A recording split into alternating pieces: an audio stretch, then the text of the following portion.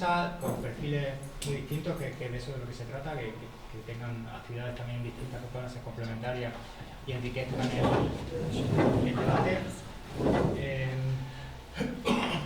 Tenemos 7 personas, las voy a leer tal cual la tenéis en el programa. José María Martín Cibantos, de la Universidad de Granada, Antonio Pérez y Alberto Hortelano, de las Torcas, Francisca Rubano, también de la Universidad de Granada, Jesús Morilla, presidente de la Comunidad de Regantes de Restábal, Juan José Ramos, asesor técnico de Frei Mendel, y Rafael León, investigador del CSIC en Málaga. Como veis, un ramillete de perfiles que, bueno, pues que pueden aportar visiones que espero que nos puedan servir a todos. Yo tenía pensado empezar la mesa antes de que se presenten ellos, puesto que vamos a hablar de recursos, de agua, de clima, y bueno, yo trabajo en ganadería, pero en cambio climático, el impacto de la ganadería y cambio climático y el impacto que puede tener los cambios de los perfiles y de los patrones climáticos nos afectan en muchos sentidos. Y bueno, simplemente por ilustrar y comenzar la mesa, había buscado los registros de temperatura y de lluvia, en este caso de Durcal, que es el que podía encontrar de más cercano, durante los últimos 40 años, del año 79 al año 2021. Y bueno, yo creo que lo que voy a mostrar no sorprende a nadie, pero bueno, los científicos somos así, buscamos números, buscamos evidencia, y yo creo que a veces pues cuando se pueden proveer de datos, pues tenemos más base para poder iniciar un debate. Como veis, esta es la evolución de la temperatura media desde el año 79 al 2021 en Durcal, desde 13,6 grados en el año 79 a 15,8 en el año 2021. Y estos colores simplemente lo que representan es el incremento sobre la temperatura media del año 80 al 2010, si eran años de media más fríos o más calientes que esa media, y la intensidad, pues del color lo que nos muestra es cuánto más sube esa temperatura. 1,2 grados en este espacio de tiempo es una bestialidad. Este periodo en términos climáticos no es nada. En términos climáticos se utilizan periodos mucho más largos. Si pasamos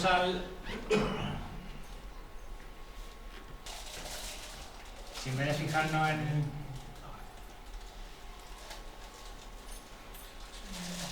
bueno, no se ve el modo presentación, pero si en vez de fijarnos en la temperatura nos fijamos en el... Ahora, en la lluvia, pues tampoco creo que os sorprenderá saber que en el año 79 la media fueron de 900 litros y ahora estamos en 547. Es una bajada del 40%, que bueno, pues es bastante considerable. Y esos patrones no solo son números medios, y después nos vamos por no daros muchos detalles, por ejemplo, si utilizamos un mes de referencia, por ejemplo el mes de diciembre de todos esos años, los años en los que la temperatura media de ese mes está por encima de la media, y cuánto está por encima de la media o cuánto está por debajo. Entonces, lo que muestra que conforme vamos avanzando hay más años de temperatura alta, y en cuanto al agua, pues lo mismo, con muchísimos más años que los datos de lluvia están por debajo de la media, y algunos años en los que estamos por encima, pero además muy por encima, por lo cual tenemos patrones de lluvia muy concretos, en los que tenemos lluvias muy copiosas, pero que están concentradas en un espacio de tiempo que tampoco es deseable. Por lo tanto, bueno, el cambio climático no es solo las fotos que vemos de los incendios en Australia, ni los tornados en Florida, ni otras cosas, o tsunami en otros países, sino lo tenemos aquí, y bueno, y es importante que lo vayamos aceptando y que vayamos moviendo un poco lo que tengamos que hacer para poder adaptarnos a eso. Sin entrar más detalle, si os parece, como os comentaba, los que forman parte de la mesa pues se van a presentar un poco cuál es la actividad que hacen, para que los conozcáis con más detalle, para que también podáis preparar las preguntas que os parezcan más oportunas. Cuando hagáis la presentación podéis ser todos provocativos que queráis, también podéis lanzar preguntas, porque esto de lo que se trata es que tengamos una charla, no una disertación.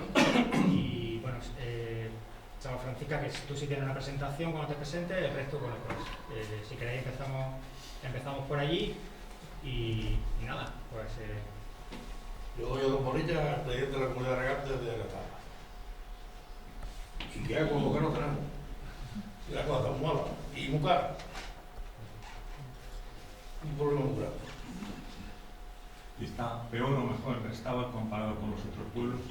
Yo creo que comparado con los otros pueblos, peor. Mejor porque tenemos más ríos. Tenemos más ríos, más caudal.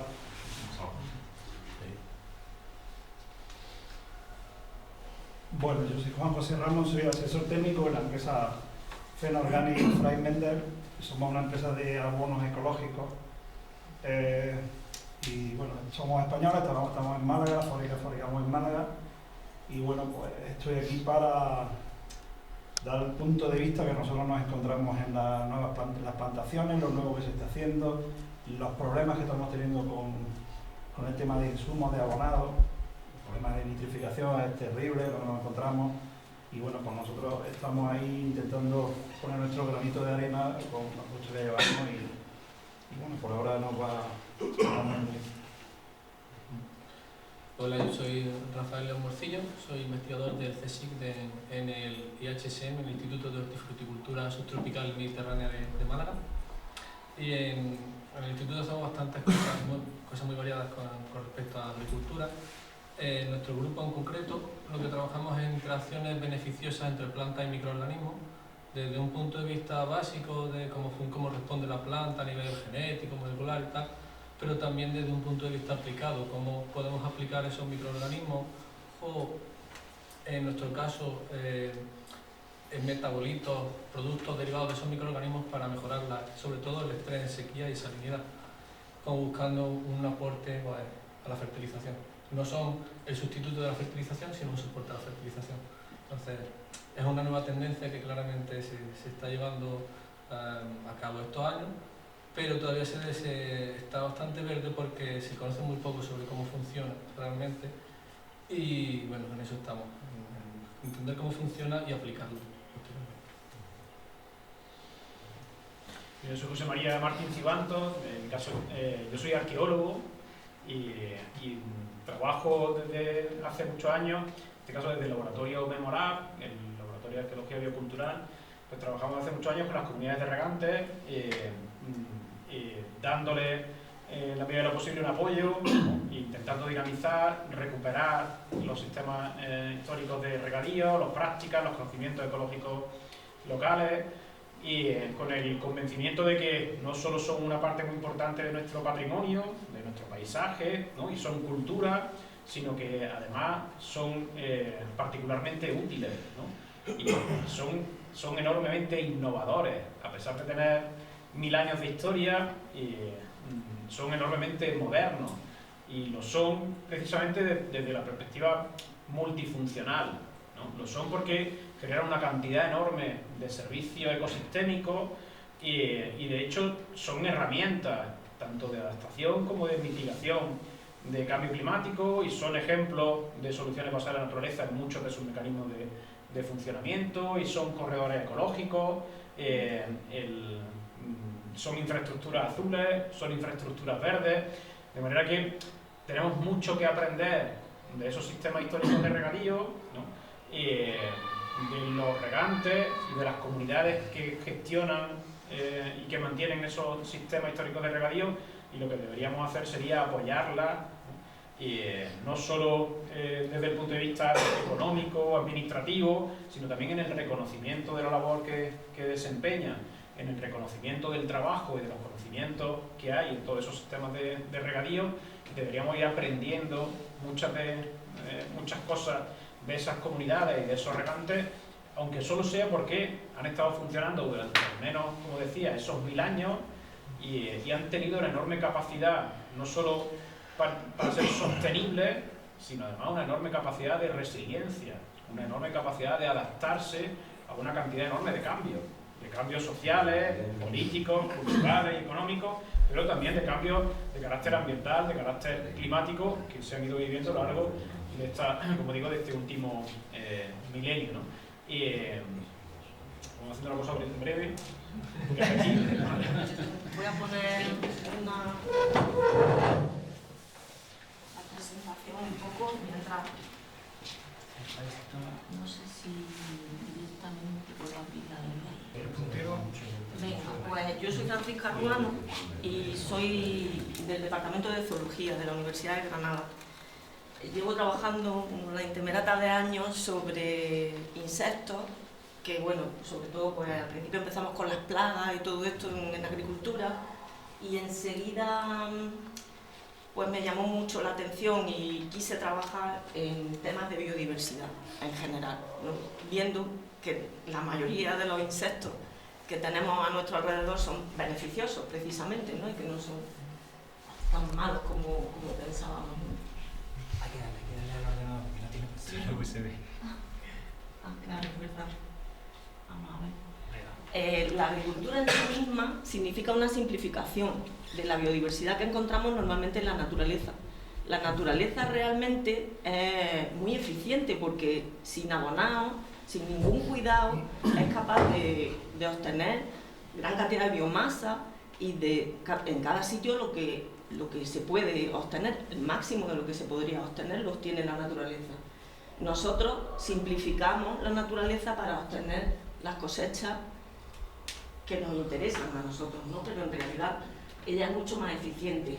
Ahí tenemos una esquemilla de cómo se simplifican los ecosistemas y tenemos al final un resultado que evidentemente no lo vemos aquí, en este valle que he atravesado hoy cuando venía para acá, afortunadamente, ¿no? No llegamos a esa cantidad de simplificación, porque esa simplificación a lo que nos lleva es a la pérdida del funcionamiento de esa base del ecosistema que dejamos en esos ecosistemas simplificados. Estáis viendo allí un paraguas, ¿verdad? Aquí. Esto significa que los servicios del ecosistema nos están dando soporte a nuestras actividades, aunque no lo sepamos, no lo sabíamos hasta hace unos cuantos años.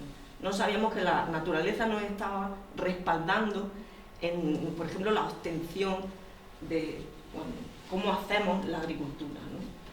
Y bueno, eso es sumamente importante porque realmente, si no, empezando desde que hay que mantener la biodiversidad en el suelo y nos encontramos algunas aberraciones como la que hemos visto antes de esos suelos tremendamente arados que están prácticamente ya sin materia orgánica. El suelo es la base de todo lo demás que viene detrás, la vegetación, la fauna, la flora, todo lo demás se soporta, nosotros mismos nos soportamos en el suelo. El suelo tarda un montón de tiempo en generarse y es importantísimo que lo conservemos. Los animales y en concreto los insectos pues hacen también un montón de funciones en el ecosistema, que también son servicios ecosistémicos de soporte, de regulación, de los más importantes, como por ejemplo que intervienen en el ciclo de nutrientes que se incluyen de nuevo en el suelo, controlan plagas y enfermedades, actúan en la polinización, fundamental también para nuestra agricultura, y están en la base de todas las cadenas tróficas y de todos los alimentos, con una serie de interacciones complejísimas, como podéis ver aquí, que eso es solamente una parte de lo que estudiamos. Ahí tenemos, por ejemplo, un ejemplo estupendo de un olivar, que yo fundamentalmente trabajo en olivar, un olivar que ha mantenido las cubiertas durante decenas de años y tiene muchísima materia orgánica en la parte de abajo de la diapositiva de arriba, y otro olivar que está arando continuamente, la materia orgánica se ha oxidado, se ha perdido, y lo único que tiene es materia inerte, ¿no? Pues todo eso es lo que perdemos. Y luego, por ejemplo, pues con los insectos igual, hay una crisis, están desapareciendo un montón de insectos, pero no las plagas siempre tienen oportunidad de sobrevivir. ¿Y qué pasa con todo esto? Todos estos servicios ecosistémicos que estamos perdiendo, pues los tenemos que pagar. Los estamos pagando en abonos, los estamos pagando en pesticidas. Esos servicios que la naturaleza nos ofrecía de forma gratuita, están dejando de hacerlo debido a la extrema simplificación que estamos haciendo de los ecosistemas, y nos está costando muchísimo más dinero. Vosotros lo sabéis, los agricultores, porque muchos de vosotros estáis incluso abandonando, o las nuevas generaciones muchísimo más, abandonando el campo por esta razón, porque ya no es rentable la actividad que habéis realizado o que han realizado las personas anteriores. Y bueno, esto ya lo voy a dejar porque son algunos resultados que obtenemos. de la importancia de mantener, por ejemplo, pues lo que vosotros tenéis aquí. Otros sistemas que no son exactamente el cultivo, de no dejar eso que hemos visto solo, la tierra arada, sino pues mantener zonas de vegetación natural, mantener los bordes con plantas diversas, y eso atraerá polinizadores, depredadores. Es decir, tenemos muchas posibilidades de cosas que hacer, podemos no irnos a los extremos si no queremos, pero hay cosas que pueden favorecer muchísimo la recuperación de esos servicios ecosistémicos que nos van a ayudar a poder mantener vuestra actividad agrícola, ¿no? Y por mi parte, pues ya lo dejo ahí, ¿vale? Muchas gracias, Francisca.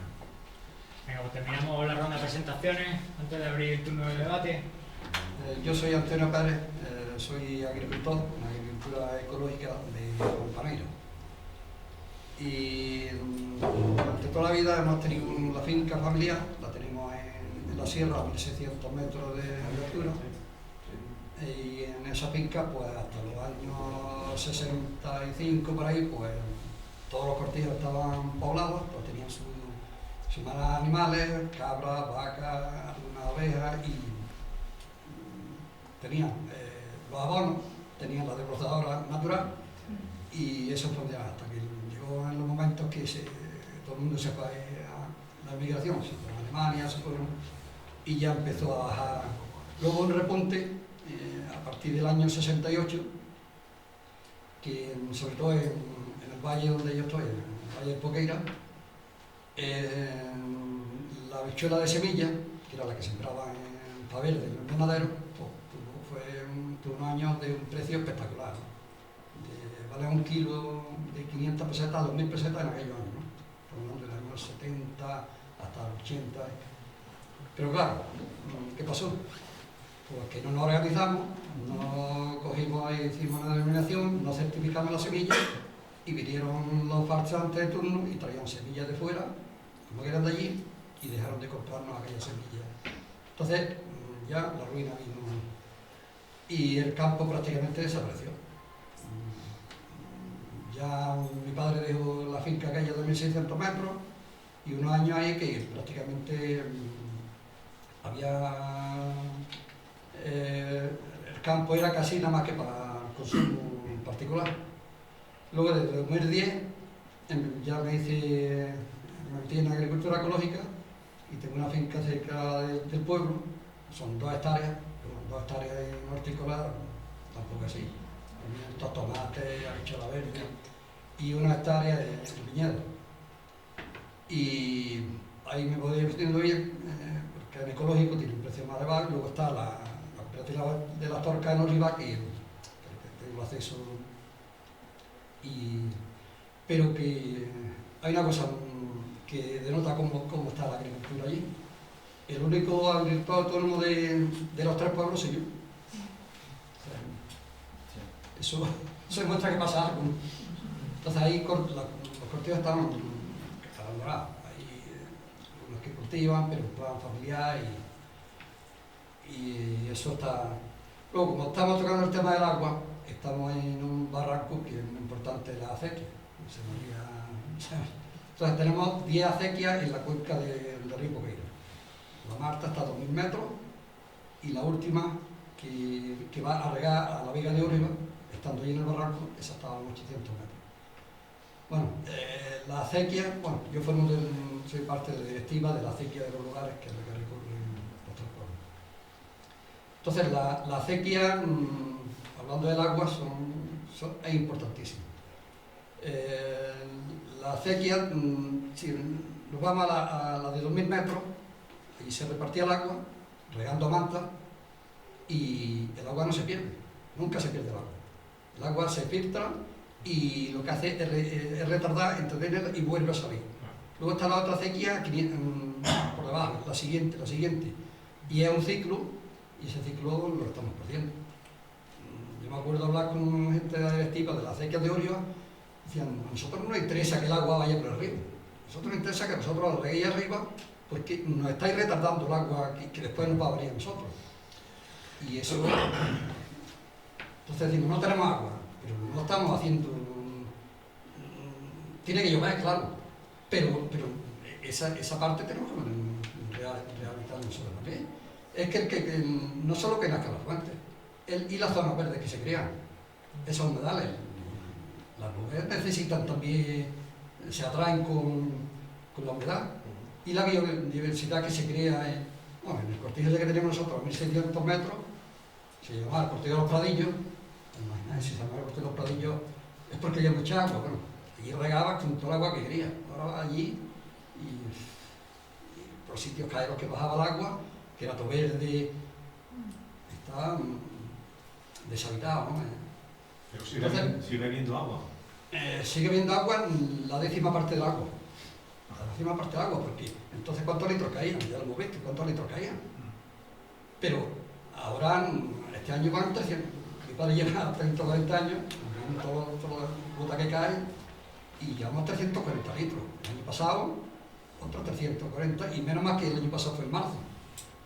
Y casi nos arrimó al verano, pero este año llevamos la misma cantidad, pero cuando yo, como no vuelva a caer, a mí se me están secando 2 metros. Las encinas se están secando. Están en encinas, bueno, encinas están en terreno peor, ¿no? Pero encinas ya la encima. Para que se estén secando. Luego la temperatura, si ahí salía la gráfica, yo llevo a medir la temperatura en mi casa en una habitación y 2 grados. Yo en 2 grados, el termómetro se quedaba en 28. Los meses de calor, 30. Ya, 28 ha pasado 30, se quedan 30, son 2 grados, eso que afecta. Y en los años 80 teníamos allí un cultivo de frambuesa que se la da de puta madre. Luego ya empezó a que le salía la mancha blanca, ya no resistía la calor. Pero es que este año, la frambuesa en el mes de junio, que tenía que estar 1,5 metros, estaba a medio metro y no podía crecer más. Se quedaba el tallo ahí y volvían a salir tallos alrededor, a ver si, nada. Hasta que no llegó septiembre no podía coger frambuesa este año. Entonces, eso es... Y que eso es lo que tenemos. Y luego la despoblación. ¿Qué gente hay en la montaña? La montaña es la esponja, los ríos nacen en la montaña. Si en épocas remotas el hombre no le hacía falta a la naturaleza, porque éramos uno más. Pero ahora sí hacemos falta. Porque si el hombre no está en la montaña, ya sabemos lo que pasa. Si no está cuidado, ahora se quema. Antes no se quemaba. Un animal no le mete fuego. Cuando estaba, ya en la época después, cuando estaba cultivado, tampoco se podía formar un incendio. Ahora ya está pasando en Castellón. Entonces, bueno, después si queréis preguntar más, hay mucho que hablar sobre todo esto. Vale. Bueno, muchas gracias por... Si queréis terminamos ya la ronda de presentaciones y ya abrimos turno de preguntas hacia acá o hacia acá, sí. Como queráis. Venga, me llamo Alberto Hortelano y trabajo en Las Tocas. Es una empresa que lleva ya aproximadamente 18 años con la producción y la comercialización de productos ecológicos. Productos ecológicos, hablamos de lo que prácticamente ayer nos hablaban en la charla Albelal, ¿no? Que es la agricultura regenerativa, prácticamente estábamos hablando de lo mismo, pero con otro nombre. Y en estos años y antes, ¿no?, que se estaba haciendo, pues hemos visto la evolución de la agricultura ecológica pues en Andalucía, en España. Hemos visto los inicios, hace esos 20-25 años, en la cual pues éramos 4 gatos, éramos un poco menos que hippies y locos, y nadie creía en esta historia. Y cómo poco a poco pues, ha ido creciendo la producción, un poquito acompañado de la demanda que se ha disparado primero en los países europeos y poco a poco también en España, y está llegando a Andalucía también. Entonces eso ha provocado que haya habido un cambio drástico en las formas de producir, en las superficies productivas y en lo que es la agricultura ecológica. Ahora la agricultura ecológica tiene ya muchos matices. Puedes tenerla más auténtica, más comercial, una agricultura que cuida más los recursos, que tiene unos servicios ecosistémicos más potentes, otra que a pesar de ser ecológica también explota los recursos. Entonces nos encontramos bajo una denominación que al final es pues un llamativo comercial, que ahora mismo es comercial, un negocio muy grande y que se ha desvirtuado bastante. Entonces, bueno, ahí hay que delimitar. Últimamente nos hemos dado cuenta que la agricultura ecológica, quien se dedica a ella, y aquí supongo que habrá unos cuantos o unas cuantas, aporta unos servicios a la sociedad muy grandes. Nosotros hacemos nuestro trabajo y simplemente pues, para vivir porque creemos en ello, pero realmente estamos aportando unos servicios muy grandes que supongo que vais a hablar ahora. Lo que pasa es que nadie nos los paga. Nosotros lo hacemos, cultivamos, si tenemos suerte sale bien el cultivo y se vende y se gana, y si no, pues pero estamos aportando a la sociedad algo que iremos viendo ahora a lo largo de la charla, ¿no?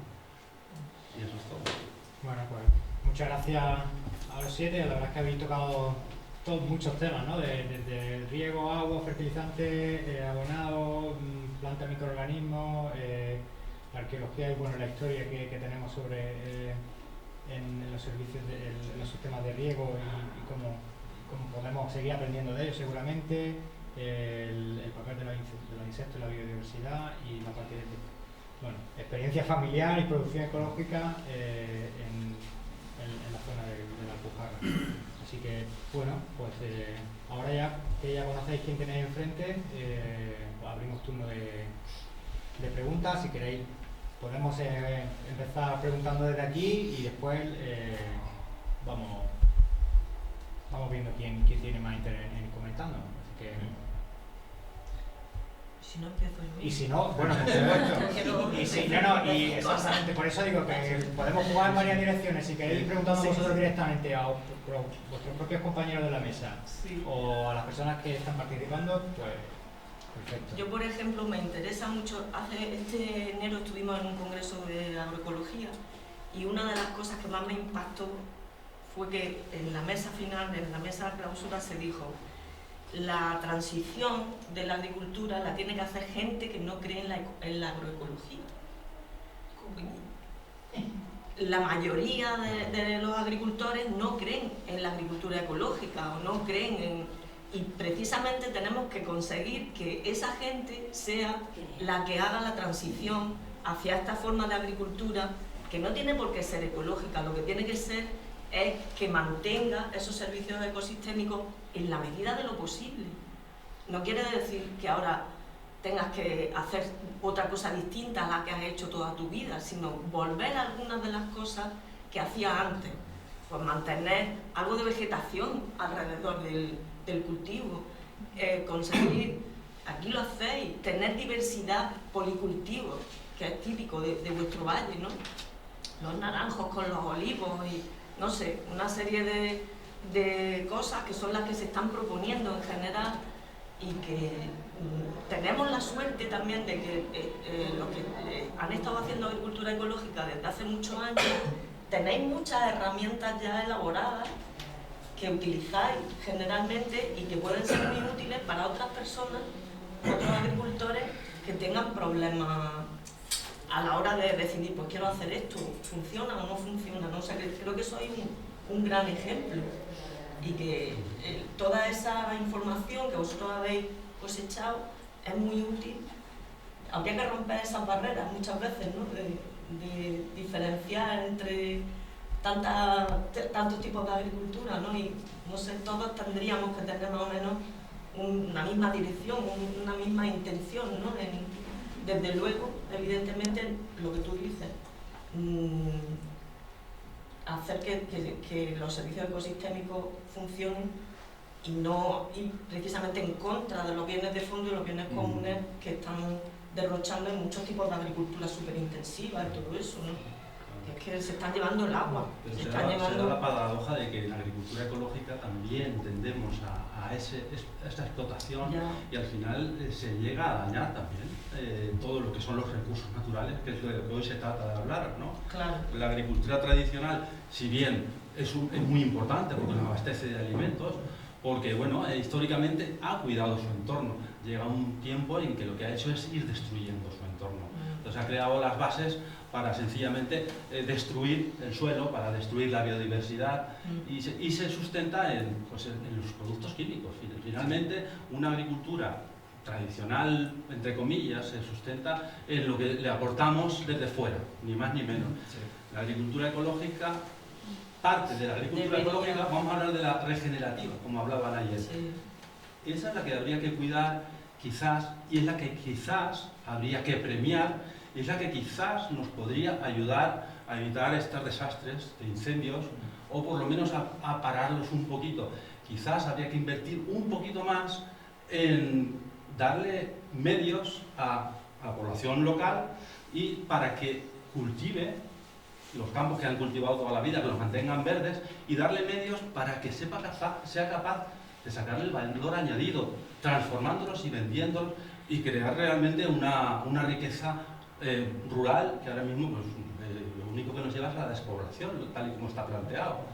Entonces, bueno, ahí habría algo que hacer ahí, ¿no? Y sería muy importante también profesionalizar de nuevo a los agricultores, que ahora mismo un agricultor está trabajando en otra cosa bien hecha, traer cosas, insecticidas, herbicidas, no sé cuánto, y piensa que ya tiene el campo arreglado. Pero realmente muchos de estos agricultores no conocemos lo que estamos haciendo, simplemente nos dejamos llevar. Exactamente. Esa sabiduría que se ha tenido siempre, pues se está perdiendo y ya queda un poquito nada más. Cada vez más pues sabemos lo que le tenemos que echar para que produzca este árbol pues 50, 100 kilos, tanto en abonado como para protegerlo de plagas, con qué insecticidas, etcétera, etcétera. Y esa es la única tendencia, es decir, el agricultor pierde su gran valor, que es el conocimiento, ¿no? Sí, yo creo que a mí me gusta mucho la visión que desde las Torcas tienen, porque ellos practican, ¿no? E intentan poner en marcha modelos que sean no solo alternativos, sino que realmente sean una alternativa. Y lo digo porque, claro, cuando uno normalmente está en foros de este tipo, lo primero que la tendencia que uno tiene siempre es a tener una visión muy catastrofista.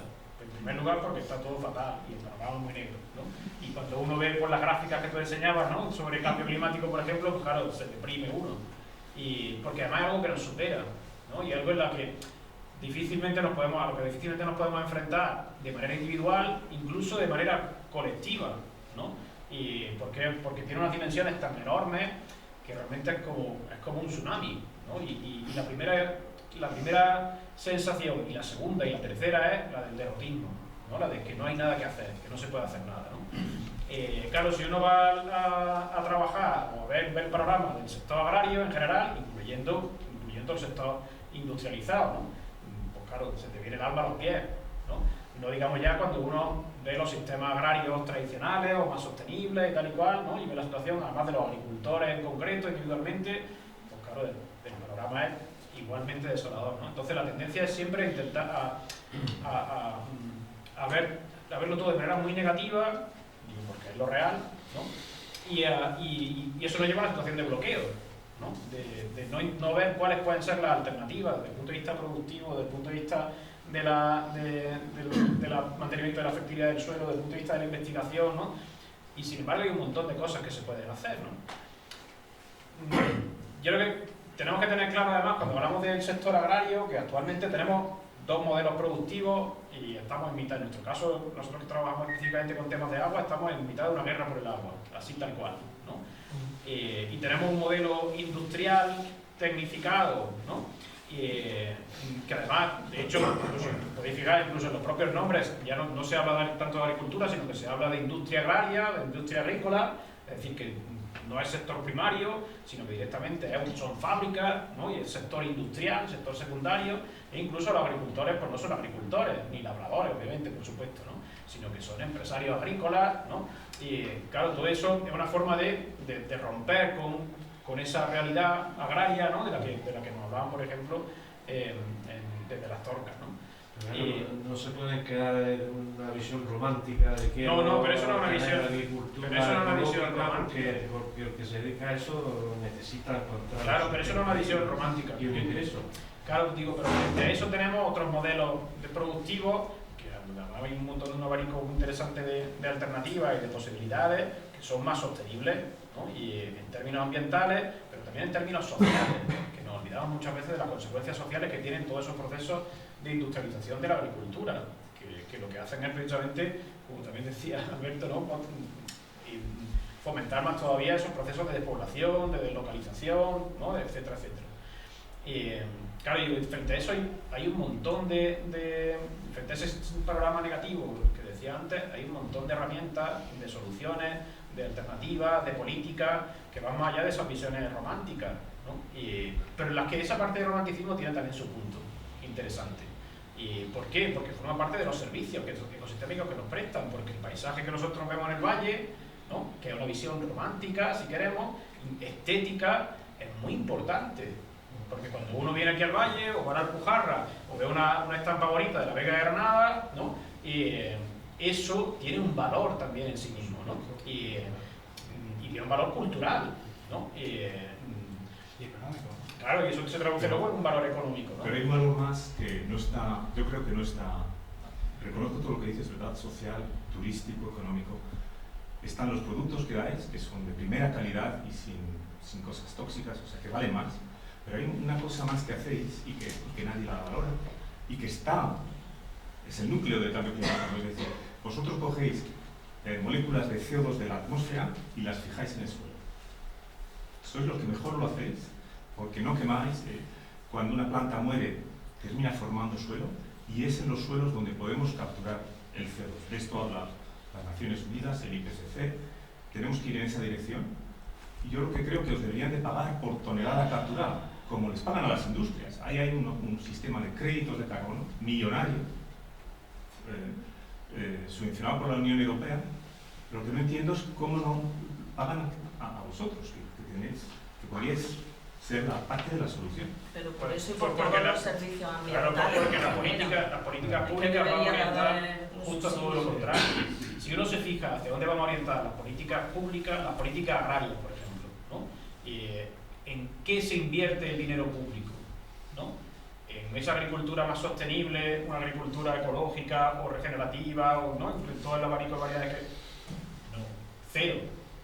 ¿No? Solo y exclusivamente en agricultura intensiva industrial. Si vemos las políticas hidráulicas en relación a agua, ¿no? Está más claro todavía.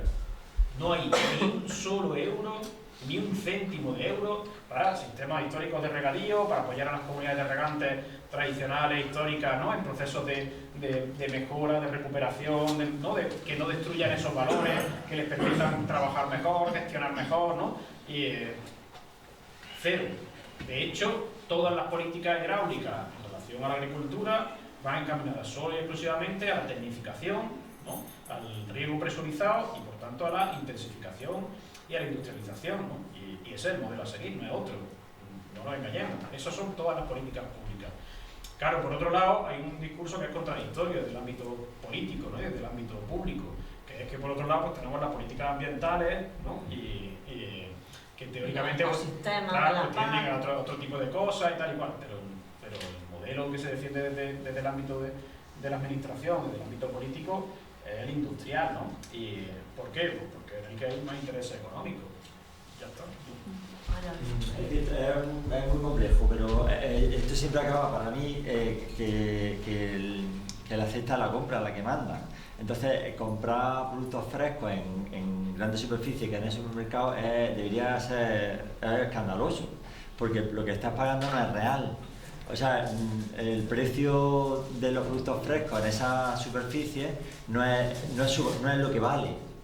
Entonces, si no se comprara, o sea, se resolvería parte del problema. Quiero decir, como consumidores debería haber un compromiso.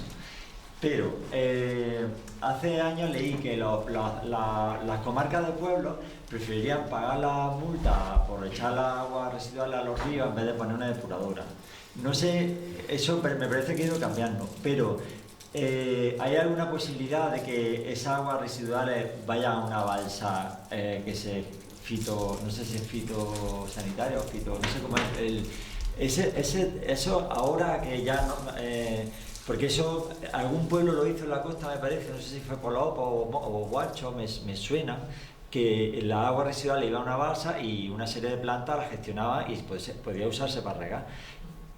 Ahora estamos, esto fue hace 20 años me parece, ahora la situación nos va a obligar a tomar alguna medida. Esto es ciencia ficción, se podría plantear, porque es abrumador. O sea, ¿qué hacemos? Dices, ¿qué haces? Y lo de tú decías, hay que meter el paisaje en la finca y que la naturaleza nos ayude. Pero una cuestión así se podría plantear. De hecho, vamos, hace poco, yo vivo en un pueblecillo de la falda de Sierra Nevada, pero por el norte, en duda. Y uno de mis vecinos es un especialista en esto. Estuvimos hablando sobre el tema de la depuradora y, vamos, hay sistemas basados pues, en poner choperas en diferentes tipos de plantas, pero prima el que haya empresas y a las que, bueno, se le licitan obras y se hacen obras gigantescas simplemente por no, yo qué sé, no tener en cuenta que esas cosas más simples se podrían hacer. Más económico. Un mantenimiento muy económico, en fin. Entonces, sí. Todo eso lo deberíamos nosotros de ver en los programas electorales y ir filtrando y viendo qué es lo que queremos realmente, pero eso no sale en ningún sitio. Parece que nadie se da cuenta de eso, ¿no? Entonces, bueno, sí que haría falta una estrategia a nivel un poco general que abordara todos estos problemas.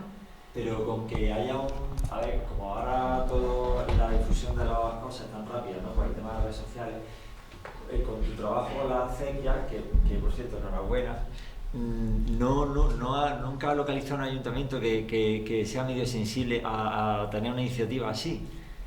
Porque sería muy llamativo, con que uno lo haga, ¿sabes? Además en el momento en que vivimos, si algo funciona es este tipo de difusión, ¿no?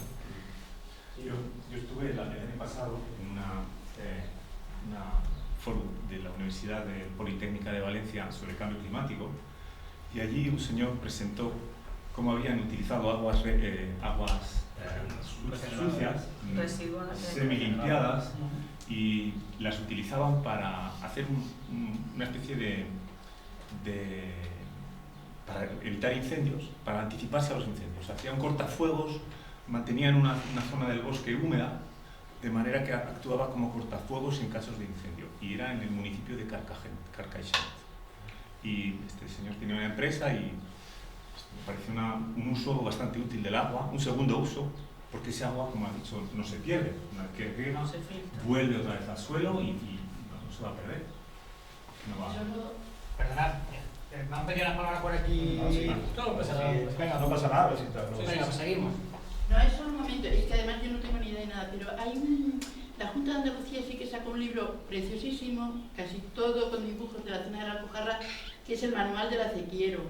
Es decir, no es que ningún ayuntamiento, sí que hay una conciencia, yo creo, en algunos núcleos, pero tanto las acequias, con el minifundio, con el no sé qué, son excepcionales en la agricultura en España, me parece. Es decir, es que las grandes, o sea, cuando el Ministerio de Agricultura piensa en campos y campos y hectáreas que se meten en un tractor y Entonces esto se tiene que reivindicar, pero no porque no, o sea, porque en el sentido de que no se, queda como marginal, no porque tenga valor mucho o poco, sino porque es que no existe fuera de una zona muy concreta, un área muy pequeña, no digo que solo Granada, pero pequeñita. Y por supuesto lo que haces tú, Antonio. Claro, pues fantástico, si es que es la manera, pero que hay muchísimos sitios que no tienen acceso siquiera a plantearse eso. Y nada más, solo que ese libro que es precioso, que se descarga gratuito y que son acuarelas maravillosas, Manual del Acequiero, y es de la Junta de Andalucía, y creo que es un sitio precioso para tener. Y ya está. Nada. Sí. Una pregunta para Sivantor. Sivantor, ¿la acequia de los Arcos podemos considerar que sea de origen romano? ¿La conoces? Me imagino que sí, ¿no? Sí.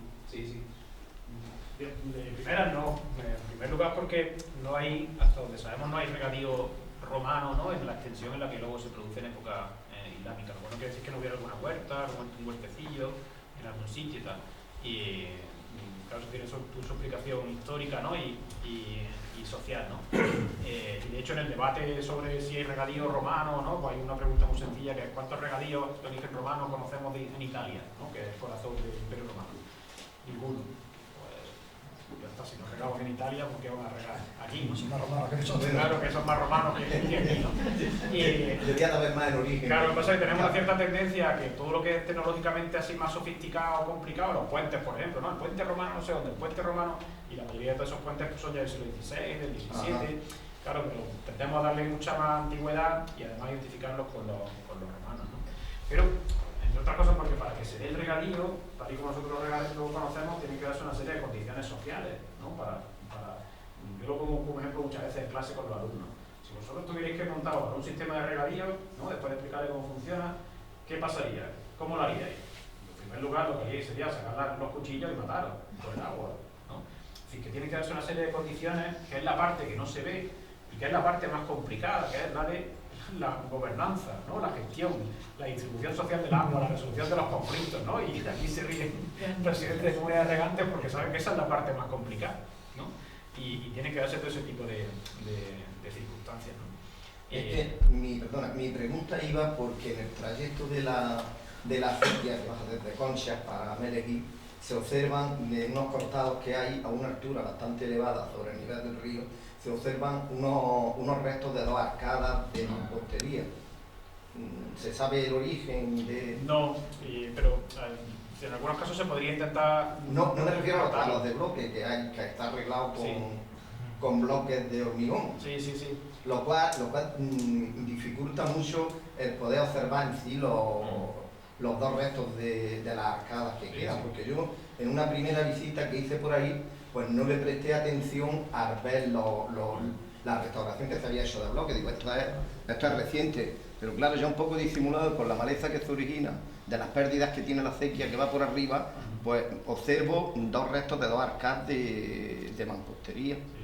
Se puede, ya digo, que en algunos casos se puede más o menos medio saber o se puede intentar averiguar y hay algunas técnicas para intentar datar algunos de esos elementos, pero a veces es muy complicado porque claro, han estado en uso durante tanto tiempo y se han ido manteniendo. Solamente conocemos 2 casos de acueductos de época romana y que se han reutilizado, por lo menos en una buena parte de su trazado, para hacer luego los regadíos, ¿no? De época ya islámica. Uno es el de Almuñeca, que lo tenemos aquí al lado, que es casi único, y el otro es la cacera, la acequia del acueducto de Segovia. Y que claro, en su origen no eran para regar los campos. Era para uso doméstico. Claro, para la ciudad, para abastecer núcleos de población. Pues por ahí quizás por donde fuera, que lo mismo no se trata de una acequia de regadío, fuera una acequia que condujera agua a algún asentamiento importante que hubiera por la zona, porque te remito una cosa, en los terrenos adyacentes que hay por allí se encuentran bastantes restos de tégulas romanas, no sé si las has observado, la verdad. Por aquí hay localizadas algunas, pero claro, son algunas villas, ¿no? Como asentamientos así medio grandecillos de villas, que esos tienen todo su abastecimiento hidráulico, porque claro, los grandes terratenientes de época romana pues tenían su agua y sus termas, ¿no? y sus elementos de recreo, sus jardines y probablemente su huerto también, ¿no? Pero bueno, pues son casos un poco excepcionales, ¿no? Aprovecho ya que tengo la palabra, que tú decías de lo de los filtros, ¿no? Nosotros hemos hecho una propuesta que hicimos a la Delegación de Medio Ambiente hace ya unos cuantos años, ¿no? Y la respuesta que nos dieron era en la línea de lo que decía Paqui, además era justo el momento en el que se empezaban a hacer los proyectos del gran colector de aguas residuales de la Vega de Granada, que ahora ya han terminado de hacer la ampliación de la depuradora en el puente de los Vados, ¿no? Una cosa monstruosa que ha hecho Ferrovial, ¿no? Y lo que decía Paqui, claro. Y claro, nosotros proponíamos, y además propusimos al presidente de la Diputación, que le pareció una idea estupenda para pedir un proyecto LIFE y tal, que era, digo, si queremos modernizar a las comunidades de regantes, pues una buena forma de modernizarla es, vamos a aprendernos de las cosas que han hecho siempre los regantes, que es reutilizar el agua todas las veces que se pueda, ¿no? Lo que decía Antonio, ¿no? Y pues esas aguas residuales, en vez de llevárnoslas tan lejos, con grandes colectores y a grandes depuradoras, vamos a hacer depuradoras más cerca de los pueblos, vamos a utilizar filtros verdes, ¿no? Filtros de carbono, es decir, vamos a utilizar soluciones basadas en la naturaleza, principalmente, que tienen menos coste desde el punto de vista del mantenimiento, vamos a darle tratamientos terciarios, porque a las aguas residuales se le dan tratamientos secundarios y no terciarios, que son los que limpian más, ¿no? Esa agua, y vamos a recircular el agua. Ponemos unas placas solares, por ejemplo, y lo que hacemos es que rebombeamos el agua a la acequia, a la cabecera de la acequia y reutilizamos el agua otra vez, ¿no? Y la recirculamos ahí. ¿Que no se puede llevar hasta la cabecera de la acequia? Pues vamos a llevarla hasta donde se pueda llevar y la comunidad de regantes ya reordenará los derechos de riego, ¿no? Y los turnos de riego para que ese agua extra que le llega a la comunidad de regantes pues la pueda reutilizar. Y lo que hacemos es reutilizar el agua una vez y 2 veces y 3 veces y todas las que se pueda. Porque lo que hay que intentar es mantener el agua, entretener el agua, como decía Antonio, no solo en los careos, sino intentar reutilizar el agua en cabecera todo lo que se pueda. La respuesta que nos dieron, claro, pero es que eso es muy complicado, o el tratamiento terciario es muy caro. Digo, ¿cómo que es muy caro? Que estamos hablando de agua. ¿Cómo me puede decir que es caro? ¿No? Y digo, claro, eso es. Digo, y además me estás diciendo que el agua la echas con un tratamiento secundario, la echas al río, pero no es apta para regar. Es apta para regar leñosas, ¿no? Árboles, pero no es apta para regar herbáceos, ¿no? Y hortícolas. Entonces tú me estás diciendo que estás echando un agua que no usarías para regar herbáceas, ¿no? Y hortícolas la estás echando al río. Digo, bueno, pero es que el río hace su labor de filtrado. Digo, ya, pero unos metros más abajo tiene otra presa que está cogiendo el agua para regar, ¿no? Entonces es una contradicción, ¿no? Ya digo, y eso es parte de la política hidráulica, es parte de la política ambiental. Cuando dicen, lo moderno sería pues, poner ese sistema de regeneración de agua con filtros, con esos filtros verdes, ¿no? Y recircular el agua. Y ahí tiene una forma de reutilizar la agua y de modernizar a esa comunidad de regantes, ¿no? Que va a cumplir unas funciones, toda una serie de funciones, de servicios, ¿no? Como estábamos hablando, y ahí tienes una buena alternativa. Claro, para eso tienes que generar sistemas de depuración de agua que estén localizados cerca de las poblaciones, que atiendan a las poblaciones, que estén pensadas para dar ese otro servicio, ¿no? Ese otro uso. Pero claro, si tú estás pensando solo en términos ingenieriles, ¿no? De grandes infraestructuras grises, de cemento, que además generan pues, grandes proyectos, grandes inversiones y grandes comisiones, ¿no? Pues claro, las lógicas son otras, ¿no? Como decía antes, pero hay alternativas. Y de hecho parte de esas alternativas se van abriendo camino. ¿Por qué? Pues porque al final se va viendo que es mucho más lógico de hacerlo de la otra manera, es mucho más barato hacerlo de la otra manera, es mucho más sostenible hacerlo de la otra manera, y hay veces en las que la lógica es tan aplastante que se va haciendo, no queda más remedio, hay veces en las que no queda más remedio cuando ya no tenemos otra vía, otra solución, y hay veces que nos llegan desde fuera y nos dice Europa, esto así no, esto asado, ¿no? Y hay veces que nos dice cosas buenas y hay otras veces que no nos dice cosas tan buenas, ¿no? Pero bueno, que hay un montón de alternativas, ¿no? Una es, pues esta, por ejemplo. Sí, además la mitad de las veces las depuraciones que se hacen es para cubrir el expediente y las aguas que se depuran pues no están hasta para nada, se sueltan y ya está. Ya no quieren invertir en un tratamiento integral para que se puedan utilizar, pero se gastan millones en una infraestructura que no vale para nada. Y al final, ¿qué hacemos? Un filtrado y poco más. Entonces, se trata de optimizar lo que invertimos. Creo que cuando uno invierte, tiene que invertir y optimizar lo que invertimos. No se trata de hacer un monstruo, no hacer una cosa pequeña, pero que lo haga bien. Entonces, esa es la cosa.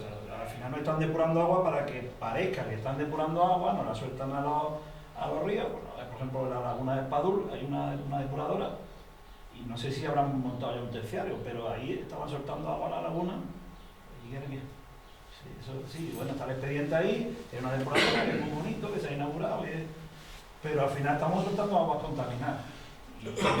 Y yo, por ejemplo, porque a mí también me toca, yo pertenezco a comunidades regantes y eso, yo en la laguna he visto millones de cangrejos, yo de 5 años para acá no he visto ni uno. O sea, literalmente ni uno. O sea, algo ha pasado ahí. Pues desde que la depuradora está funcionando, están soltando agua y ahí así. Entonces, pero claro, eso es el problema que tenemos con eso y con la agricultura. Al final, tenemos que llegar a un punto medio, tenemos que llegar a una solución que funcione. El fin de un agricultor es producir y vivir de lo que produce. Y todos tenemos que llegar a un punto donde el agricultor produzca, gane su dinero para vivir, se comercialice a una cosa justa y una persona que compre pueda comprarlo. Eso es un ciclo que tenemos que tener claro. Entonces, yo me encuentro con muchos problemas con este tema, porque yo soy un enamorado de la biodiversidad, de lo ecológico, pero no todo lo ecológico vale, ni todo lo que se hace vale. Al final, por ejemplo, yo llego a finca y me preguntan, ¿qué le falta a mi finca? Hierro. Y me ponen de un loco. Ayer el compañero que estuvo dando, su padre lo ponía hasta de guarro en la finca. Y a mí me han puesto de mal agricultor, de todo. Entonces, ¿qué pasa? Que ahora tenemos que desaprender lo que nos han metido durante muchos años. En la agricultura nos han enseñado que la hierba es una competencia terrible, que eso hay que quitarlo, que los bichos hay que matarlos todos. O sea, los bichos había que matarlos. Y ahora tenemos que desaprender eso. Y eso cuesta, eso va a costar. La nueva generación está un poquito más concienciada, pero claro, el relevo es otro problema que tenemos. Entonces, yo en ese sentido soy muy optimista, ¿eh? Yo también. Yo creo que no es tanto lo que hay que cambiar para que la naturaleza empiece a responder. Correcto. Pero es porque siempre hay gente que está dispuesta a hacerlo. Y a probar. Sí es verdad que hay mucha gente que, además siempre el mismo discurso, la gente joven no quiere el campo. Bueno, yo no estoy tan de acuerdo. Sí es verdad que hay gente que está dispuesta a vivir, a trabajar y a vivir de lo que trabaja. En pequeño, además, yo tengo un lema muy fácil. Una explotación grande tiene problemas grandes, una explotación pequeña tiene problemas pequeños. Ya está, sí, hay que vivir con lo que uno tiene. Aquí se ha vivido en el valle con minifundios y han vivido casas, además él sabe, con su finca y han trabajado y han hecho eso. ¿Qué pasa? Que nosotros nos han metido en una dinámica de que primero hay que, lo que he dicho, achicharrar con todo lo que hay. El herbicida era una hierbecita así, era flor. Después, insecticida, todo fuera. Claro, hemos roto el ciclo que teníamos. Aquí tenemos la suerte que todavía hay zonas donde podemos... Tenéis diversidad de cultivos, tenéis diversidad de paisaje todavía, bueno, y eso es lo que no tenéis que perder. Claro, hace 2 semanas estábamos en una charla con una persona bastante mayor que trabajaba en la antigua Celtia de casa y me decía que en el Valle de Lecrín teníamos el único depredador de la mosca del olivo. Yo me quedé alucinado y decía, además era el único donde se reproducía todos los años. Las Italia o cuál. Entonces, teníamos el propio depredador. Eso que nos venden ahora los botecitos, que control biológico, pues aquí lo teníamos. O sea, imaginaros el gasto de dinero que se hace en el olivar para controlar la mosca del olivo. Es la plaga más bestial que tiene. Pues aquí teníamos una. ¿Qué pasa? Pues que nos vendieron que tenía que venir una avioneta, fumigarnos a todos con lo que era fumigado, y qué bien que no hay mosca. Nos cargamos eso y ahora ya pues tenemos un problema. Entonces, ¿qué pasa? Que también está el tema económico. O sea, yo trabajo en una casa de abono. Al final, yo tengo que cobrar de mi casa de abono, me tiene que pagar. Pero tenemos que tener claro que no se trata de todo vale, ni todo hay que echar, ni nada. Al final tenemos que llegar todos a un equilibrio donde lo que echemos de abono sea respetuoso y lo justo. Al final toda la investigación de abonados que se están haciendo por las grandes y por todo es intentar utilizar lo justo, utilizar organismos vivos, muchas bacterias, muchas algas, muchas hongos. O sea, una cosa que antes lo teníamos, ahora lo tenemos que ir introduciendo en el leche. Pero claro, también tenemos que tener en cuenta los que vendemos, porque yo soy de lo que vendo, que no podemos saturar el campo de venga, vamos a echarle. No. Tenemos que llegar a un equilibrio. Si tenemos que llegar a un campo y decirle, pues aquí no hay que hacer nada, hay que dejarlo. A mí me ponen de loco cuando llego a una finca y digo, ¿quieres mi receta de aquí? Pues hierba. Bueno, el encargado me echa a la calle, dice que soy un loco. Al final el hombre se escucha y al cabo de 2 años te dice, oye, pues muchas gracias porque es que yo he recuperado mi finca. Bueno, no se trata y luego desaprender lo que hemos aprendido y escuchar mucho a la gente, si es que se trata de eso. Y los técnicos, porque al final la agricultura depende de técnicos, ya está todo muy profesionalizado. Sí que es verdad que el riego, yo creo que, como dije al compañero, hay que llegar a un equilibrio. O sea, yo pertenezco a una comunidad que estamos modernizando el sistema de riego, pero estamos conservando todo el sistema de acequia. ¿Por qué? Porque aquí en Lecrín, por suerte, en invierno tenemos agua. Y tenemos agua para poder regar a manta. Pues en invierno vamos a regar a manta, creamos un suelo vivo, y en verano, como no tenemos, entramos con nuestro sistema de regadío por goteo y aprovechamos lo que tenemos. Es llegar a un equilibrio. Si todo el campo es equilibrarlo, lo hemos desequilibrado. Hemos matado bichos, hemos matado la hierba, hemos tirado nitratos. Hay un problema de contaminación de nitratos tremendo, tremendo. En la zona de Málaga, ahí ya el tema de aguacate es porque los pozos están salinizados a tope, conductividades de 5.000, 6.000. Claro, entonces, tampoco es todo vale. No se trata, es que como vale el aguacate, todo vale todo el aguacate. Pues no, vamos a ver qué pasa. Entonces, yo siempre digo lo mismo, equilibrio, hay que tener un equilibrio. No se trata de que porque el aguacate vale todo el aguacate, porque esto vale todo esto, no. Hay zonas donde no se puede, hay zonas donde no tenemos agua y hay zonas que tenemos que seguir cultivando lo que tenemos.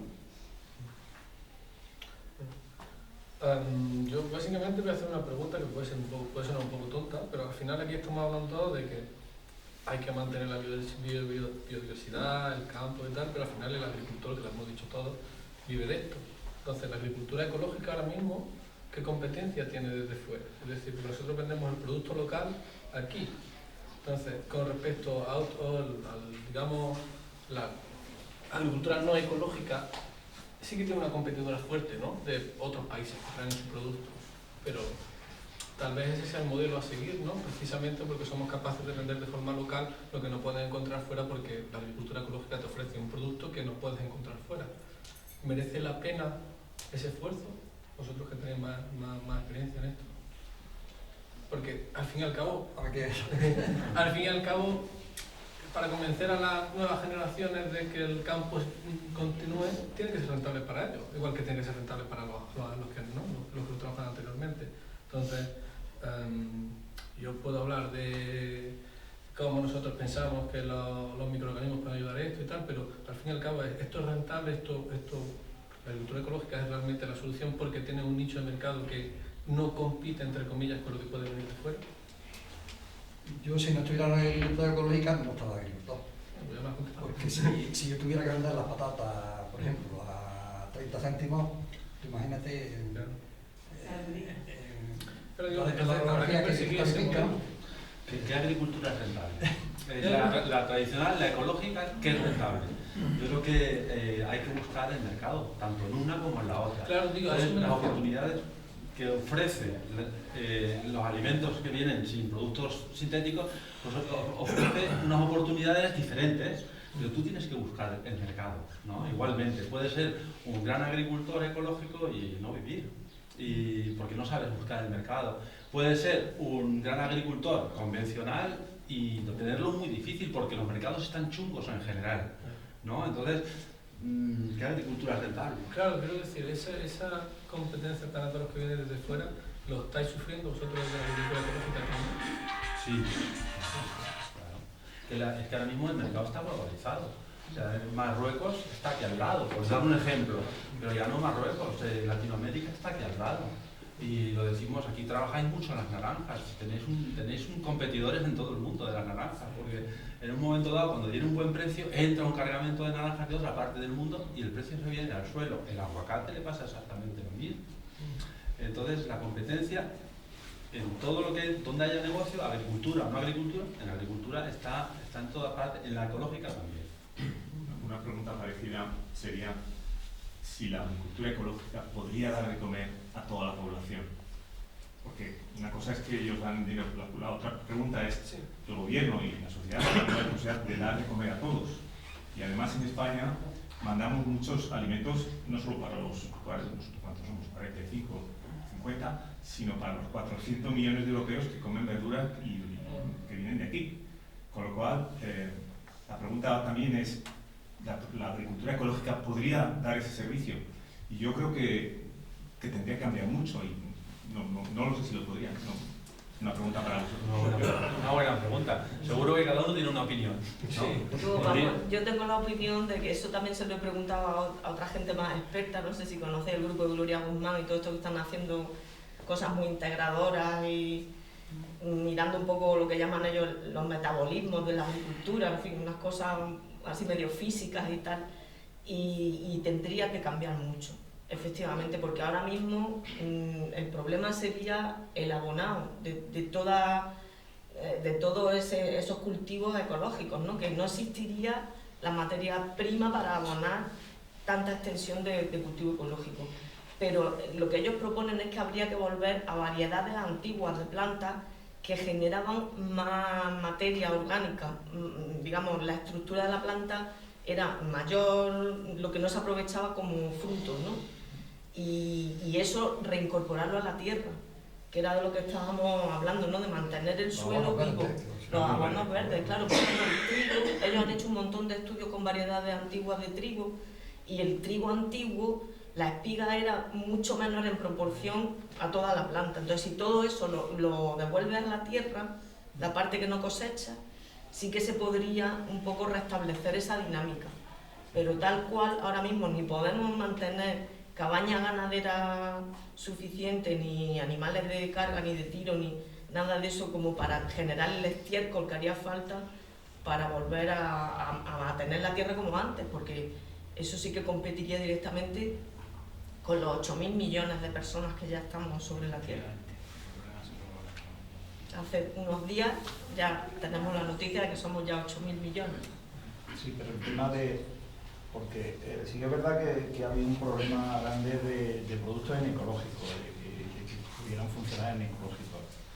Y yo creo que hoy en día un agricultor ecológico puede llegar a producciones de convencional, lo puede hacer bien. Sí. O sea, lo puede hacer si bien. no es eso, es si todos los agricultores se convirtieran en ecológicos, no habría a lo mejor suficiente abono, por lo menos de momento. Al final, porque por ejemplo nosotros lo que hacemos es extraemos todo el abono de plantas, o sea, nosotros no utilizamos animales ni nada. Entonces, claro, ahí es un ciclo. Nosotros tenemos que cultivar, por ejemplo, traemos mucho de soja. Nosotros tenemos que cultivar nuestra soja para poder extraer un fertilizante. Claro. ¿Y la soja la cultiváis vosotros? ¿No son de las sojas que tenemos en América? Nosotros, al principio se empezaba así, pero el mercado de la soja es tremendo. Volátil. Eso es. Entonces, ¿qué pasa? Que para evitar eso y tener un poquito de control de precios, porque si no, hoy valdría un producto que se ha hecho es cultivar la soja. Sí que es verdad que tenemos que cultivar en Brasil, porque necesitamos millones de hectáreas para poder cultivar. Pero sí hemos cerrado ese ciclo para no... Porque cuando entra en el mercado de la soja hoy vale 1 euro y mañana sale 50. Además es así. Si es que además la soja es un alimento para humanos y para ganado. Entonces, y una por eso digo, entonces, ¿qué se hace? El químico, como químico, el rendimiento está a donde está. ¿Nosotros qué hacemos? Yo hablo porque lo que hacemos nosotros. Cogemos nitrógeno e intentamos que se asimile el nitrógeno que todo. Entonces no utilizamos nitratos, no utilizamos urea, no utilizamos proteínas. Cuando tú entras a una planta con una proteína, el gasto de energía en la planta es mínimo y te funciona el doble de rápido. Entonces lo ideal sería a lo mejor incorporar ese tipo de tecnología sobre una base de suelos ricos ya, porque se le ha metido toda la materia orgánica, eso toda la vida. Yo eso lo he oído a mis abuelos. A la tierra hay que devolverle lo que se le quita. Pero si estamos cultivando millones de hectáreas en Brasil y nos estamos cargando la selva amazónica allí, para arreglar esto, es que eso es... Ahí tengo una duda seria, porque eso es un problema muy serio, la selva amazónica, con la soja. Pero lo que vamos es a cultivar en zonas donde se pueda cultivar. Nosotros certificamos donde cultivamos y porque queremos hacerlo así. Y de hecho, cultivamos ahí y fabricamos en Málaga. Imagínate el tráfico para acá, y eso es una cosa que al final yo no me gusta, porque al final la huella de carbono la estamos dejando ahí, a mí eso, pero en España no tenemos esa capacidad de producir esa cantidad. Entonces, sí que es verdad que al final es lo que ha dicho. El problema es que si utilizamos esto para fertilizar y nos estamos cargando otra cosa, al final volvemos a lo mismo, al equilibrio. Hay que llegar al equilibrio. ¿Qué pasa? Que hay que buscar productos y hay que buscar cosas que sean que rindan muchísimo. O sea, que tú con una aplicación no tengas que meter 300 kilos de urea. Ese cálculo que está haciendo este grupo sobre la capacidad de alimentar o no alimentar incluye, o sea, ¿se hace pensando que somos omnívoros o no? Sí, tienen unos estudios buenísimos. Entonces quiero decir, sin carne cambia, con carne no cambia, porque, Sí. claro, ¿no? Y hay más capacidad... Por supuesto. A ver, hay que cambiar la dieta, esa es una de las bases Por eso digo, fundamentales. eso es lo primero, ¿no? Esto lo he estado oyendo de primera mano en el congreso ese que os dije que estuve, y todo se basa en que tenemos que dejar de comer carne al ritmo que comemos, y por supuesto comer, por ejemplo, más frutos secos, que prácticamente no comemos. Y en fin, cambios en la dieta y las leguminosas, por supuesto. Lentejas y garbanzos, Sí, que, sí. que además te Porque abonan la tierra. además te están nitrificando el suelo. O sea que es lo ideal. Y bueno, lo podemos politizar todo lo que queramos, pero es que es así. Es así. No tenemos futuro si no cambiamos la dieta. Así de claro. En la dieta hay muchas otras cosas. Sí. Bueno, No por solo cómo supuesto. comemos, sino cómo nos movemos, cómo nos calentamos, cómo nos criamos. Sí, Cómo como- limpiamos las casas. Yo, Efectivamente. es que el mundo de lo ecológico, yo llevo cultivando ecológico mucho tiempo y estoy ahora con los tropicales. Y me preocupó cuando llegué allí a Nerja a ver el monocultivo. Ahora me voy a venir aquí a vivir al valle y me sigue preocupando el monocultivo. Pero además el tema de las acequias, allí se tiran al mar las aguas y no se embalsan, se tira el agua. Pero es que lo ecológico para mí es como si estuviéramos hablando de algo muy utópico. ¿Por qué? Porque están echando química en el cielo constantemente. Porque la gente dentro de sus casas no consume cosas ecológicas. Entonces está constantemente residuando toxina. Entonces decir productos ecológicos, pues yo lo pongo en un interrogante. Y el segundo interrogante para mí es ¿por qué vale tanto las cosas ecológicas? Que el otro día fui a un sitio, vi, yo vendo el aguacate sin certificación porque la gente conoce la finca en la que llevo 10 años cultivando y claro, saben, son de confianza y a escuelas y grupos de consumo les venden.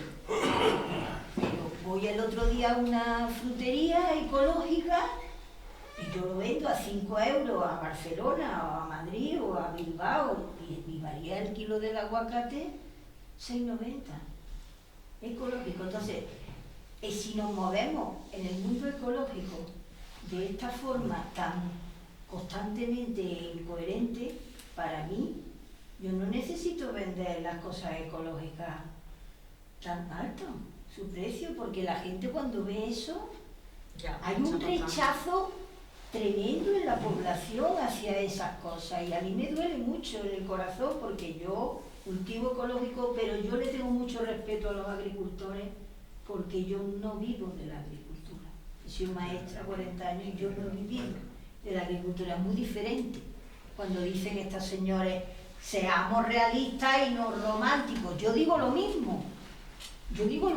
Yo a mis vecinos agricultores de siempre que echan lo que echan, solamente me callo y trabajo la tierra dejando una biodiversidad de plantas.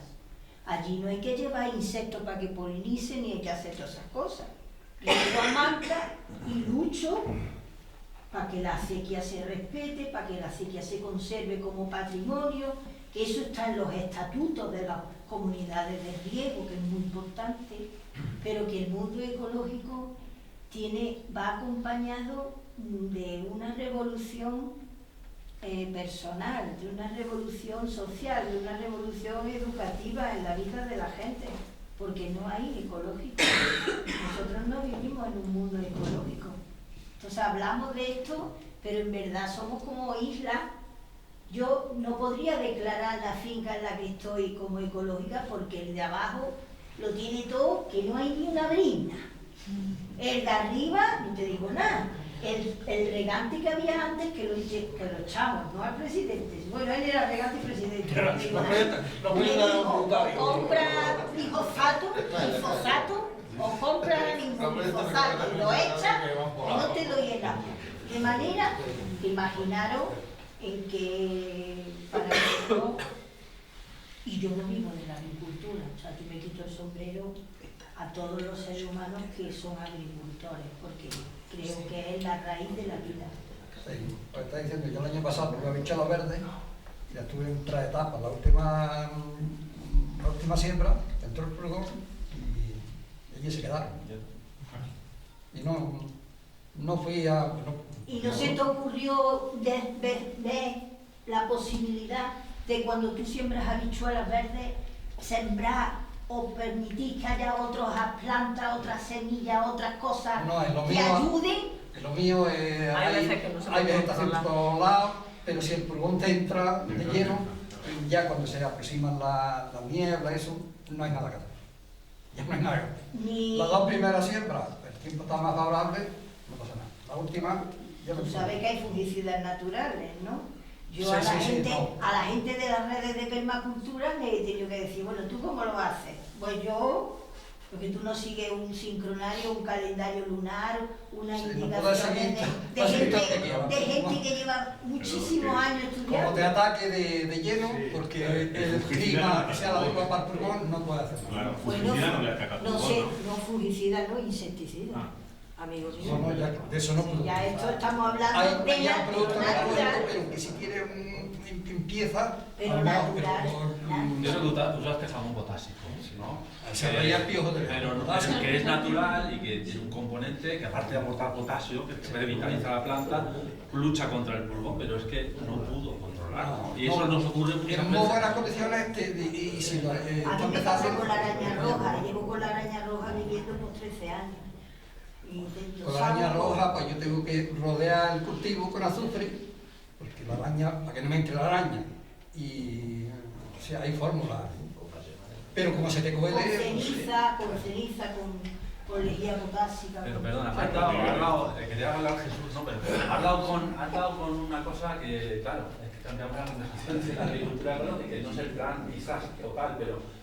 Es que la agricultura ecológica hoy en día es muy discutible, Lo hemos dicho al principio, hay muchos tipos de agricultura ecológica.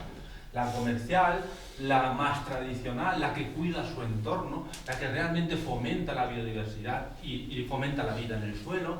La agricultura ecológica de las personas que primero se cuidan a ellas mismas al no utilizar químicos, luego cuidan a quienes venden los productos porque le dan algo sano y son conscientes de todo ello, las que ponen setos alrededor. Eso es una agricultura ecológica de personas conscientes y que poco a poco, por suerte, cada vez hay más casi por necesidad, porque es que la realidad nos está poniendo contra la pared. Está certificado. Y luego hay otra agricultura ecológica que es el monocultivo del aguacate, de la naranja, de lo que tú quieras, que del olivar, que es el monocultivo en invernadero, y es agricultura ecológica también. Esta sociedad nos está pidiendo eso, y nosotros le damos lo que nos está pidiendo. Ahora, el problema, y tú, perdona, no sé tu nombre. Jesús, tú lo has dicho al principio, es que os tenían que pagar. Claro. Bueno, a algunos. A quien cuide todo eso, a quien cree un paisaje, que luego vayan los turistas y se alimenten y vayan, y dejen dinero a los restaurantes de su pueblo y den una vuelta por allí y disfruten visitando su finca, porque está preciosa, incluso puedan probar allí algo. Claro que habría que pagarles a él, o el Estado, o los restaurantes. Pero eso es una utopía, ¿no? Los créditos de carbono. Los créditos de carbono hay un sistema de billones de euros gestionados desde la Unión Europea, pero se ha excluido a quienes fijáis carbono y ponéis en el suelo, en un campo. Además se solucionaría poniendo cubiertas vegetales, por ejemplo, en todo. Pero es que ese tema yo creo que es político, claro, que no lo vamos a resolver. Se acababa el tema de las emisiones, ¿no? Y por volver, creo que estamos hablando mucho de la agricultura ecológica pero no estamos hablando del cambio climático. Bueno, el cambio climático es parte del contexto que tenemos ahora, pero cambio climático, con la mano levantada por aquí atrás, Jesús. Una cosa, yo soy agricultor, trabajo en la agricultura ecológica, es verdad lo que está diciendo Alberto, somos muchos los agricultores que tenemos un tipo de agricultura de cuotas dentro de lo que es la ecológica, ¿no?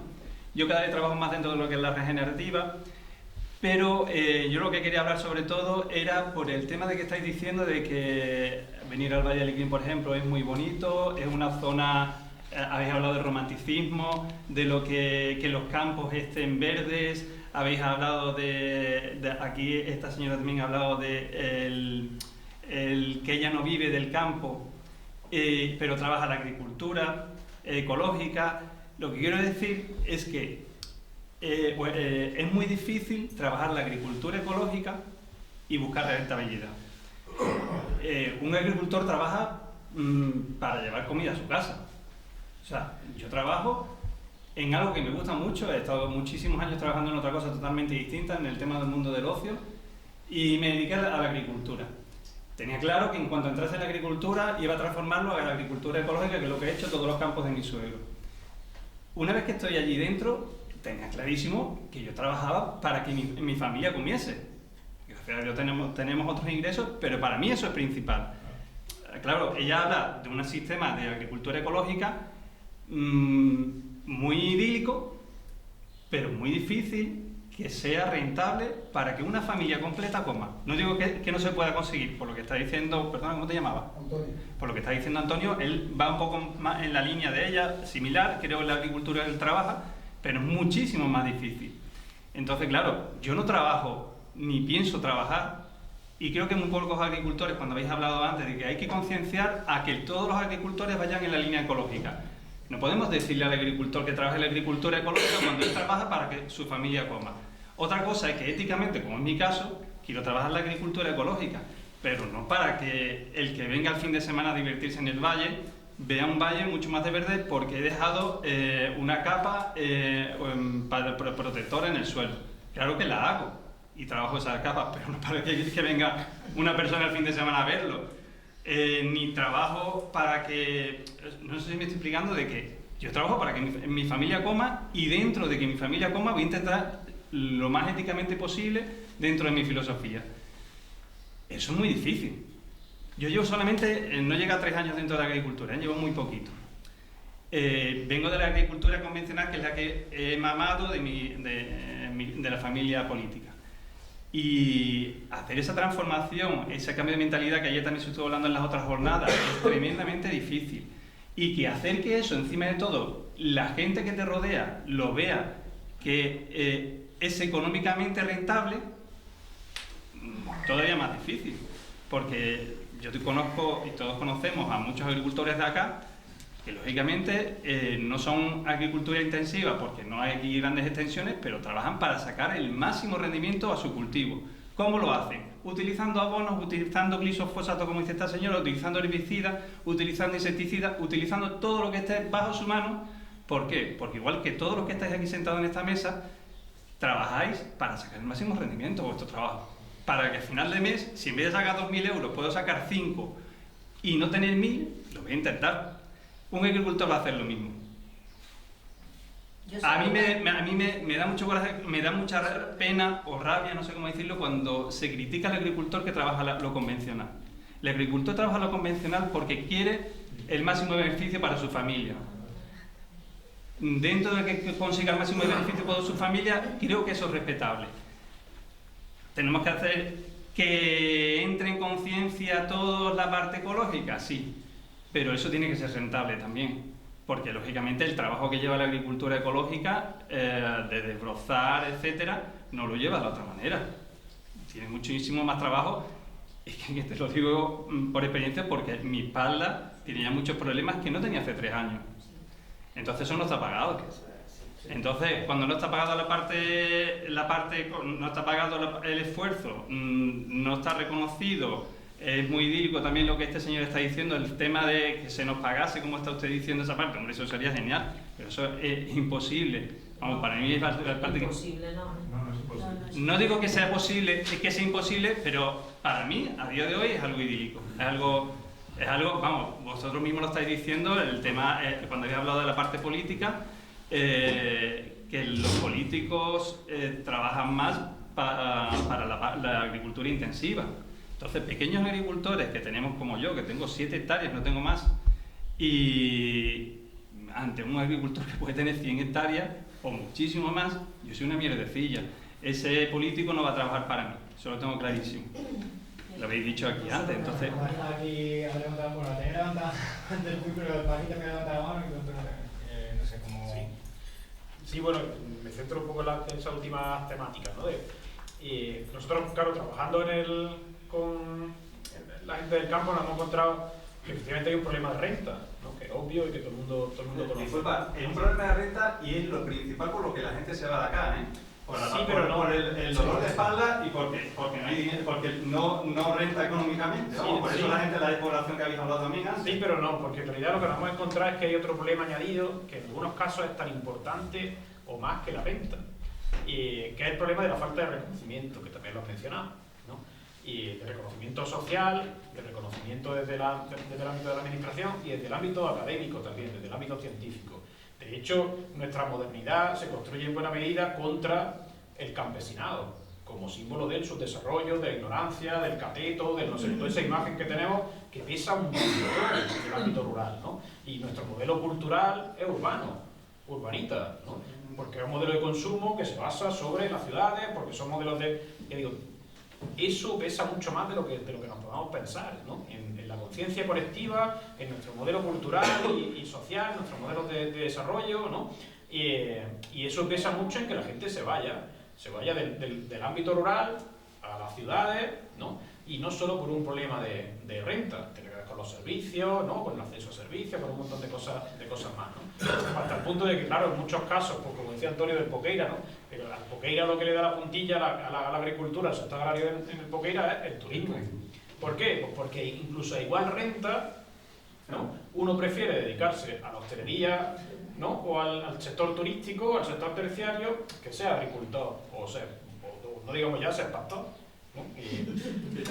Claro, y eso no, en ese caso, en muchos de esos casos no es un problema de renta, es un problema de reconocimiento, de consideración social, y no es porque sea menos esclavo regentar un bar con las horas que hay que echarle a un bar y los fines de semana y no sé qué, que al campo, pero está mucho mejor visto tener un bar o un restaurante que sea agricultor o que sea pastor, ¿no?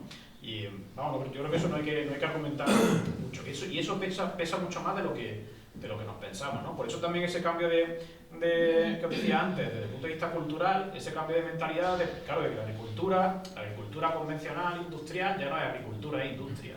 Y el agricultor ya no es agricultor, sino que es empresario agrícola, ¿no? Es desechar esa idea del campo, de la ruralidad, del mundo rural, como ese símbolo de subdesarrollo, de ignorancia, de todo ese tipo de cosas.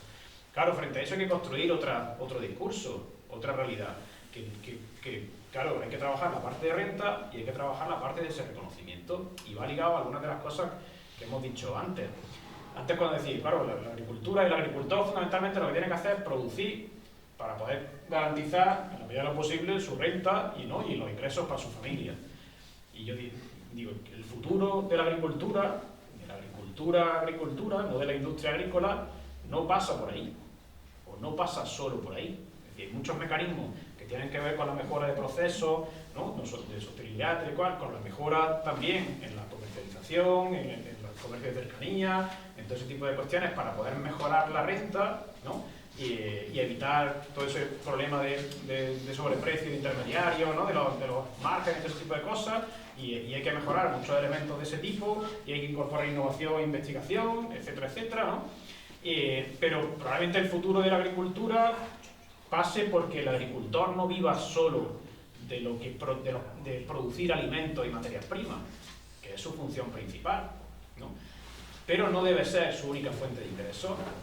Esa debería ser solo una parte, más importante o menos importante, de su fuente de ingresos. Eso, disculpa que te corte, eso es tremendamente difícil. No, pero te explico. El agricultor necesita casi los 7 días de la semana te explico, para dedicarte al campo. Y ya no te digo lo que has dicho antes del tema de si tiene un ganado, o sea que no... Pero te explico porque que va en la línea de lo que decía antes Jesús, ¿no? Porque en realidad, si nosotros consideramos el sector agrario, ¿no? Como un sector que es multifuncional, que no está solo para producir alimentos y materias primas, sino que produce todos esos servicios ecosistémicos. De hecho, nuestros paisajes, incluso los espacios protegidos, Sierra Nevada, son paisajes agrarios. Son prácticamente todo paisajes agrarios desde altas cumbres hasta la costa, ¿no? Y más o menos transformados, más o menos abandonados, como queramos, pero son paisajes agrarios, ¿no? Y lo que tenemos que intentar es poner en valor todos esos servicios ecosistémicos que hoy en día son fundamentales, como ya lo ha dicho Paqui, que son fundamentales en el contexto de crisis climática, que no es solamente la crisis de crisis ambiental, que no es solamente la crisis climática, sino que va mucho más allá, ¿no? Y tenemos que apoyarnos en el sector agrario y reconocerle al sector agrario todos esos servicios.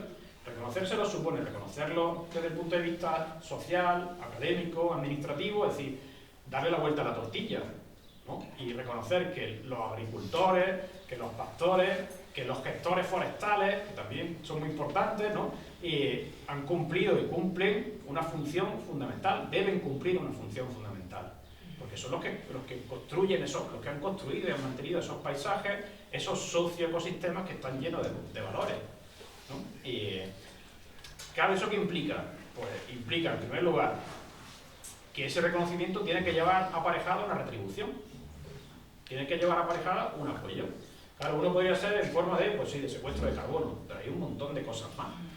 ¿Vale? Nosotros lo que estamos trabajando, ya tenemos firmado un convenio y esta semana espero que se firme el segundo, estamos negociando, nosotros hacemos la parte de mediación, ¿no? de convenios de retribución por servicios con las comunidades de regantes y su ayuntamiento, ¿no?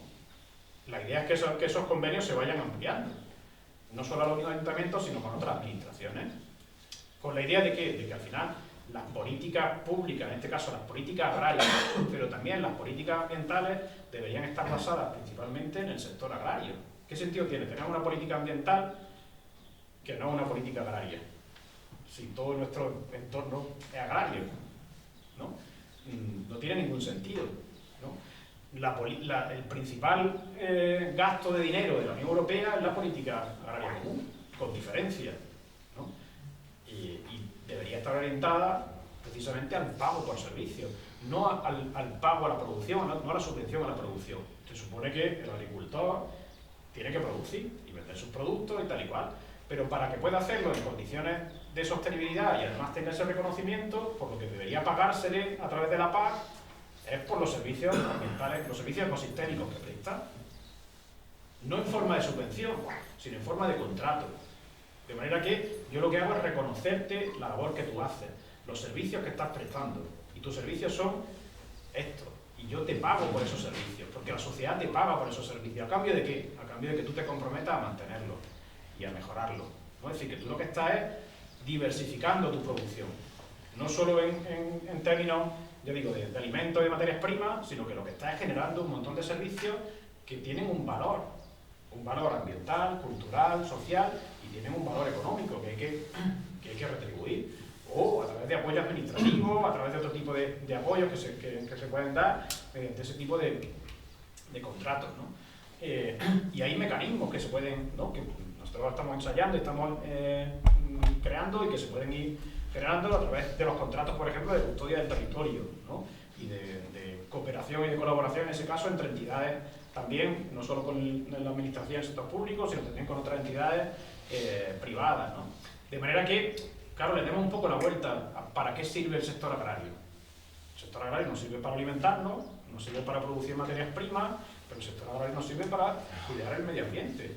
Porque ¿quiénes han sido los custodios del territorio de la vida? Los agricultores y los pastores. Pero eso hay que reconocerlo y eso hay que retribuirlo, ¿no? Entonces, ahí claro que hay alternativas y lo que se propone no es algo idílico, lo que se propone es algo real. Y claro, es muy difícil porque supone darle la vuelta a la tortilla en muchos aspectos, pero eso se traduce en políticas públicas y en opciones políticas.